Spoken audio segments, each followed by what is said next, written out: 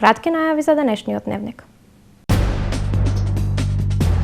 Се решава 3-децениски инфраструктурен проблем за жителите од Долно и Горно Лакочери. Одблокирана сметката на јавното предпријатие Нискоградба.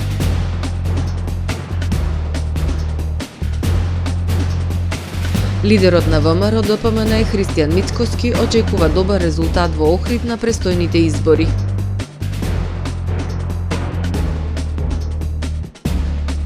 Во општина Охрид функционира комисија за унапредување на правата на пациентите.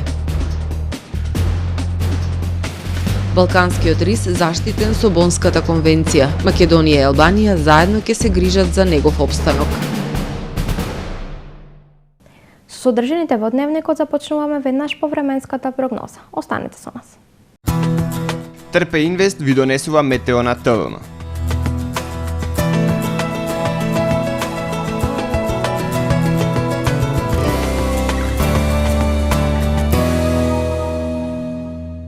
Во Охрид денес имавме претежно сончево, ветровито и релативно топло време со максимална дневна температура од 11 степени Целзиусови. Во сабота на Британските острови, локално во централна, североисточна и источна Европа ќе преовладува умерено облачно и нестабилно време со врнежи од дожд, кои што ќе бидат проследени со засилен ветер. Во Скандинавија, како и во крајните североисточни предели и во источноевропската низина со врнежи од снег и студено време. Во останатите предели од Европа ќе преовладува претежно сончево време со појава на локална облачност и релативно потопло за овој период од годината. На Балканскиот полуостров утре ќе преовладува претежно сончево и топло време со појава на локална облачност. Максималните дневни температури ќе се движат во интервал од 11 до 16 степени. Во Македонија во сабота, по студеното утро, во текот на денот ќе превладува претежно сончево и релативно топло време со појава на локална облачност. Ќе дува до умерен слаб североисточен и северозападен ветер кој што ќе достигне брзина и до 10 км на час. Минималните температури ќе се движат во интервал од -7 до 1 степен, додека пак максималните дневни температури во Македонија утре ќе достигнат од 8 до 18 степени. Во Охрид во сабота ќе превладува претежно сончево време. Ќе дува слаб североисточен ветер. Минималната температура од -2 степени, додека пак дневната ќе достигне до 12 степени. Во Охрид во недела ќе превладува претежно сончево време со појава на локална облачност и топло со дневна температура до 12 степени. Во понеделник и вторник умерено облачно време со повремени сончеви периоди. Минималната температура од 2, односно 1 степен, додека пак максималната дневна температура ќе достигне до 10, односно до 11 степени.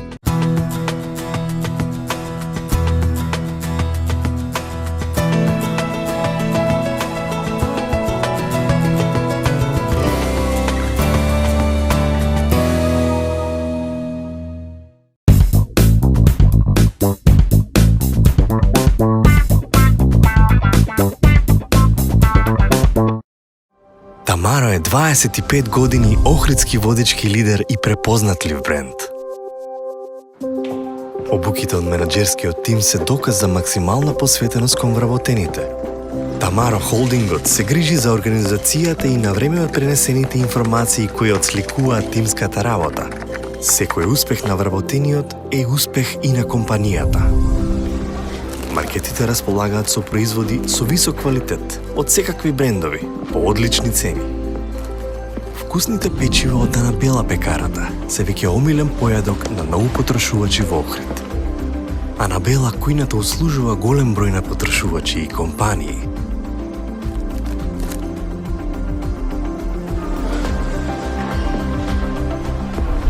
Рибарата е секогаш снабдена со најразлични видови на риба и морски плодови.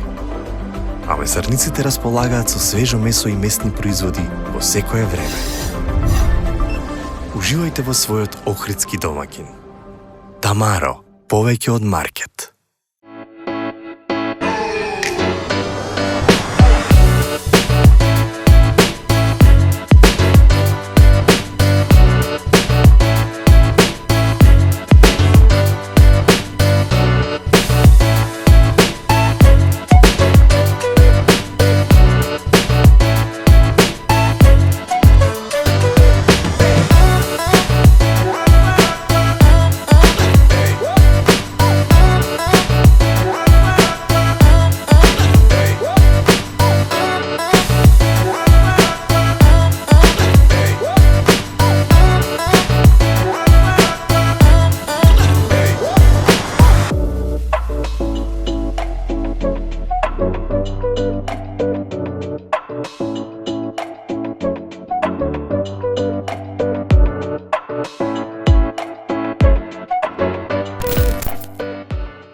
Добре дојдовте во светот на Кармен Бау Центар. Во беспрекорно уреден продажен простор, купувањето во еден Бау Центар никогаш не било попријатно. Со гордост ви го представуваме нашиот шоурум Мараци, со најголем избор на плочки од Мараци и санитарија од светски познатите брендови Грое, Колпасан, Идеал Стандард, Рока, Унитас. На располагање ви е нашиот архитект, кој ќе ви помогне во осмислување на вашиот проект. Располагаме со најбогатата палета на ламинат во државава. Одберете од 100 различни дизајни на Swiss Chrono. Покрај стандардниот избор на фасадните системи Knauf и Бекамент, ви нудиме богат избор на професионален алат на реномираните производители Bosch и DeWalt. Кармен Бау Центар на улица Железничка.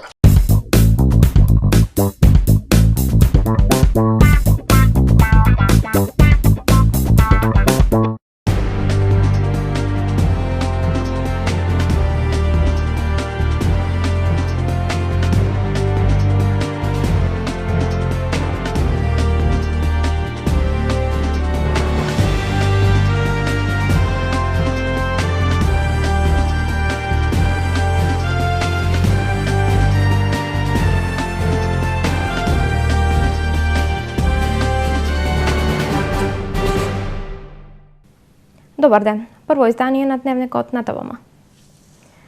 Во тек е изградба канализациона мрежа во Горно и Долно Лакочере. Проект тежок 30 милиони денари, од кои што преку 22 милиони денари се обезбедени од буџетот на општина Охрид, а останатите од Министерство за животна средина.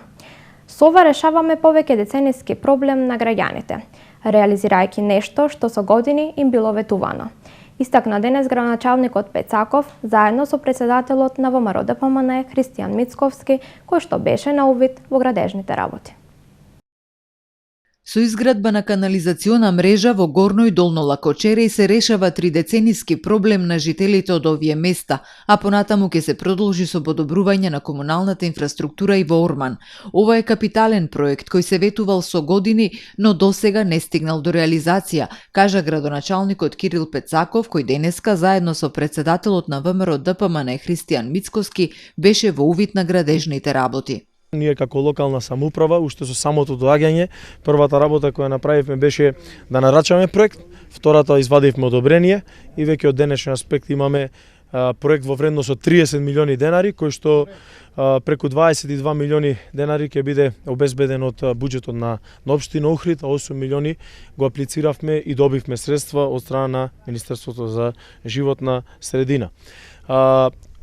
Ова е начинот на кој што покрај овој проект за кој што години се разговарал, ќе делуваме и во иднина, проекти за кои што години се разговарале, а се од суштинско значење и секако дека временските услови дозволија. И почеток и како дека се надевам дека во многу скоро време ќе го завршиме овој проект и луѓето ќе можат конечно во 21 век да имаат од местноста, зборувам од местата Горно и Долно Лакочере, да имаат канализација. Во рамки на денешните активности, градоначалникот заедно со Мицковски изврши увити на неколку завршени проекти, тековни како и проекти кои што допрва ќе отпочнат во поранешната касарна. За понатака ќе ги оставиме влезовите на Охрид од страна на Битола, улицата 7 ноември и влезот на Охрид од страна на Струга, стариот пат за Струга по улицата Гоце Делчев, каде што на двете улици се прави комплетна реконструкција. На тој начин тие се едни од поголемите проекти и во текот на наредниот период едната улица ќе биде завршена до текот на летната сезона, останатата ќе биде ставена пред текот на сезоната, мислам на Гоце Делчев во функција, ќе биде продолжението после 1 септември, односно завршетокот на туристичката сезона. Мицковски искажа задоволство од работењето на локалната, потенцирајќи дека тоа се политики и чекори кои што водат во развој и враќање на довербата на граѓаните кон институциите. Лидерот на ВМРО ДПМН Христијан Мицковски очекува добар резултат во Охрид на престојните двојни избори. Тој при денешната работна средба со локалната власт во изјава за медиумите најави дека во тек се внатрепартиски процедури за избор на кандидати за пратеници од општина Охрид. Кандидати кои што се победници честни луѓе кои што пред се го сакаат Охрид и Македонија, луѓе кои што сум убеден дека ќе работат за Охрид и Македонија. Исто така имаме внатрешпартиска процедура за избор на кандидатите за пратеници. Имаме мерење граѓанско, имаме мерење во рамките на партијата. Ќе бидат анкетирани огромно мнозинство од членовите кои што се ажурирани, ќе бидат прашани преку граѓанска анкета и охриѓани за неколку имиња, кои што се во потесниот круг од можни идни пратеници, луѓе кои што ќе се борат за навистина трансформација на Охрид и Македонија. Така што ценам дека со тие имиња ВМРО, ДПМН и коалицијата во Охрид ќе имаат историски резултати и огромна победа во однос на политичките конкуренти. Очекуваме огромна победа. Би било нескромно ако кажам можеби и двојна победа во однос на конкурентот кој што доаѓа од СДСМ. Исто така како ВМРО, ДПМН очекуваме и како партија и коалиција на парламентарните избори добар резултат и огромна победа. И веднаш после победата на парламентарните избори, најдосна до средината на јуни месец, формирање на влада која што ќе предводи ВМРО, ДПМН. Потоа ни е во план средината на јули месец ребаланс на буџетот и веќе од есента да бидат распишени тендерите за проектите кои што централната влада ќе ги финансира овде во општина Охрид, за кои што многу пати сме зборувале во изминатите мои посети. Јас знам дека општина Охрид има подготвено такви проекти и цениме дека не очекува една голема инвестициска градежна офанзива. Така што еве, сосема на крај да резимирам, уште наш благодарност до моите домакини денеска, до градоначалникот, претседателот на општинскиот комитет, до охриѓани, до луѓето кои што се со нас овдека и посакувам уште многу проекти да бидат реализирани во периодот кој што следи. Одблокирана сметката на јавното предпријатие Нискоградба. Оваа вест денеска ја сподели со јавноста градоначалникот Кирил Пецаков и потенцира дека локалната ќе продолжи да работи за унапредување на секое општинско јавно предпријатие, што ќе се одрази врз квалитетот на услугите за граѓаните. Од денеска јавното предпријатие Нискоградба Охрид е со одблокирана сметка, исто како општина Охрид веќе нема долгови и ќе може нормално да функционира и да врши инвестиции, кажа градоначалникот Кирил Пецаков во Горно Лакочери за време на увидот на градежните активности на капиталниот проект. Тој процес негдека во 2011 започна кога се формира за прв пат јавното предпријатие. 2 години го водеше локална самоуправа од Социјалдемократскиот сојуз. Во 2013 година, значи за само 2 години, го превзедовме како локална самоуправа со 1.200.000 евра долг и веќе од денешен аспект, после 2,5 години, исто на истиот принцип како што ја раздолживме општината, го раздолжуваме, односно го одблокираме јавното предпријатие Нискоградба, исто така голем момент. Пецаков посочи дека во текот на изминатите 2 години биле инвестирани 15 милиони денари за механизација за јавното предпријатие Нискоградба. Истакна дека се работи на унапредување на секое општинско јавно предпријатие, што ќе се одрази врз квалитетот на услугите за граѓаните. Дополнително на одблокирањето на јавното предпријатие Нискоградба го префрламе во нови простори, а постоечките сега ќе биде центар на механизацијата на комуналец, водовод и Нискоградба, зборувам за железничка, на улицата Железничка, каде што е седиштето на јавното предпријатие Нискоградба. Градоначалникот Пецаков најави дека ваквиот принцип на работа за постигнување позитивна финансиска состојба ќе продолжи со останатите јавни предпријатија, што ќе дозволи инвестиции во подобрување на работењето и услугите. Во општина Охрид функционира комисија за унапредување на правата на пациентите. Комисијата ги разгледува барањата поднесени од страна на пациентите чии права се повредени, а се однесуваат на здравствената заштита, односно заштитата на правата на пациентите утврдени во Законот за заштита на правата на пациентите, информираат од локалната. Комисијата за унапредување на правата на пациентите во општина Охрид е формирана за да се овозможи заштита на правата на пациентот, со што би се обезбедила квалитетна и континуирана здравствена заштита во согласност со тековните достигнувања во здравството и медицината, во рамките на системот на здравствена заштита и здравствено осигурување, соодветна на поединечните потреби на пациентот, со отсуство на каква било психичка и физичка злоупотреба, со целосно почитување на достоинството на неговата личност и во негов најдобар интерес. Комисијата ги разгледува барањата поднесени од страна на пациентите чии права се повредени, а се однесуваат на здравствената заштита, односно заштита на правата на пациентите утврдени во Законот за заштита на правата на пациенти. Барањата се поднесуваат во соодветен формулар, пополнет лично од пациентот чие право е повредено или од член на потесното семејство на пациентот чие право е повредено, а се доставуваат преку архивата на општина Охрид.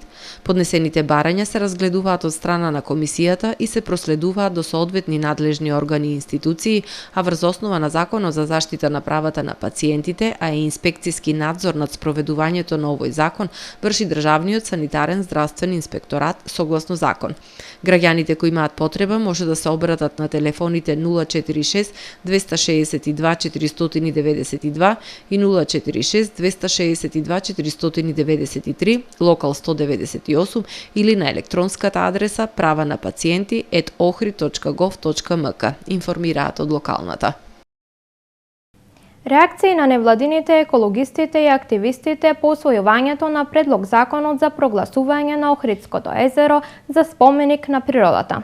Според невладините, со овој закон не се решаваат бројните проблеми во поглед на заштита на природното богатство.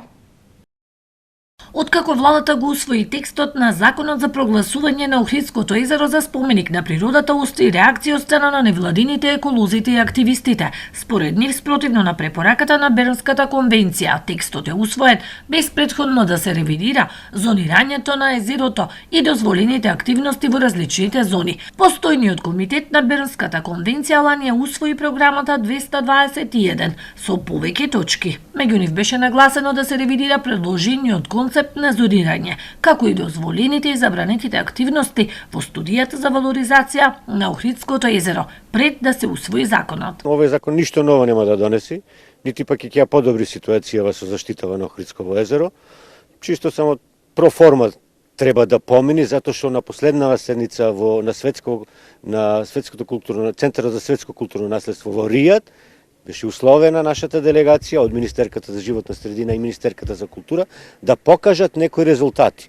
Овој предлог закон е чисто февруари месец е, крај на февруари треба извештаите да се понесат, чисто да се покаже дека ево нешто ќе направиме. Невладините велат коренот на проблемот е студијата за валоризација, која е основа на законот за прогласување, а која не ги содржи законски обрзаните информации, ниту го спроведува планот за управување со светското природно и културно наследство во Охридскиот регион. Јавното предпријатие колекторски систем, кое согласно предлог законот е назначено да управува со заштитата на езерото, според активистите нема капацитет за такви задолженија. Ние како граѓански организации кои што сме вклучени во овие процеси, односно стручните лица од овие граѓански организации, значи стручно ги обсервиравме тие забелешки од членовите и кажавме дека никакво јавно предпријатие не може да управува со Охридсково езеро. Охридсково езеро е јавно, национално и светско добро. Значи, собственост на сите граѓани од оваа држава, а и светско, со универзални вредности. Така да не можеме ние собственик да ставиме на езеро. Единствено, заштитата на ова езеро може да се оствари преку формирање на инспекторат за заштита на Охридско езеро и канцеларија на УНЕСКО. На тој начин ќе се заштити Охридското езеро и регионот. По усвојувањето на предлог законот од страна на владата, собранието треба да одлучи дали ќе даде амин за прогласување на Охридското езеро за споменик на природата. Балканскиот риз внесен во Бонската конвенција. Македонија и Албанија заедно ќе се грижат за опстанокот на овој критично загрозен вид, од кој се останати само 50 на возрастни единки, населени само во западните делови на Македонија, на истокот од Албанија и мали делови на Косово. Докази за постоењето на Балканскиот риз во Националниот парк Галичица беа регистрирани во 2021 година во период од 20 години. Убави вести од конференцијата на Бонската конвенција во Узбекистан. Евроазискиот рис и неговиот загрозен подвид, балканскиот рис, се најдоа на списокот на преселни видови. Ова се одлични вести за сите заштитари од Европа и Азија, вели Диме Меловски од Македонското еколошко друштво. Тој на конференцијата во Самарканд го образложи поднесокот за вметнување на балканскиот рис во Бонската конвенција. Од балканскиот рис преостанати се помалку од 50 возрастни единки распространети низ Македонија, Албанија и Косово. Предлогот балканскиот рис да биде ставен во Бонската конвенција го даде македонската влада со поддршка на албанската. Ова е особено важно бидејќи со овој чин властите недвосмислено се заложуваат да ја заштитат оваа ретка мачка, велат од Македонското еколошко друштво. Со вклучувањето на балканскиот рис на Бонската конвенција, владите од земјите се заложуваат да создадат најдобри можни услови за зачувување на овој вид.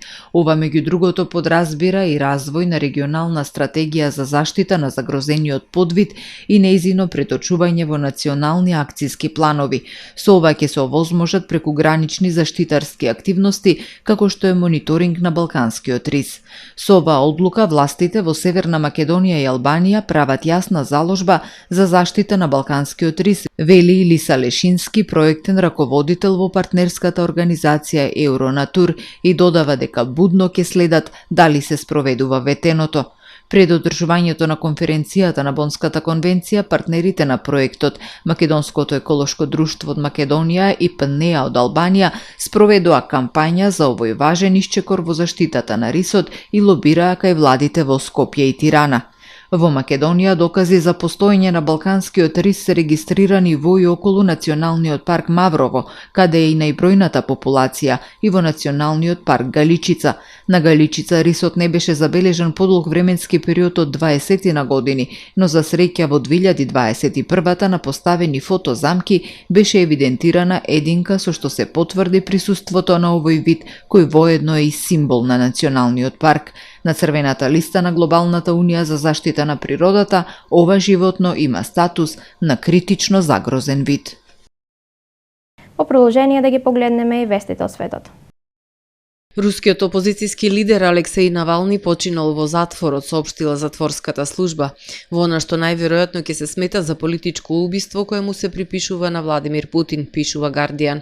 Во затворското соопштение било наведено дека утрово во поправната колонија број 3 по прошетката осудениот Навални не се чувствувал добро и речиси веднаш ја изгубил свеста. Веднаш пристигнале медицински работници од затворот и била повикана брза помош. Сите неопходни мерки за реанимација биле спроведени, но не дале позитивни резултати. Лекарите за итни случаи ја потврдиле смртта на осуденикот. Со својот политички активизам, вклучувајќи ги обсежните истраги за корупција на високо ниво и неговата кандидатура за градоначалник на Москва, тој ја стекна својата слава и многумина веруваа дека представува закана за Путин.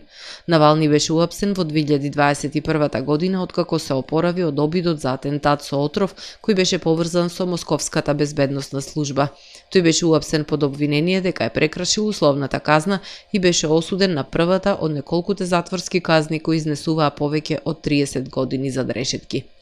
Во несреќа која се случила во супермаркет во изградба во Фиренца загинале 3 работници.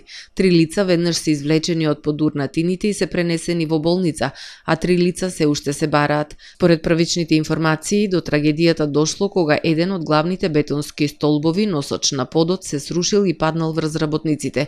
Во моментот на несреќата работниците работеле на составување на монтажните објекти.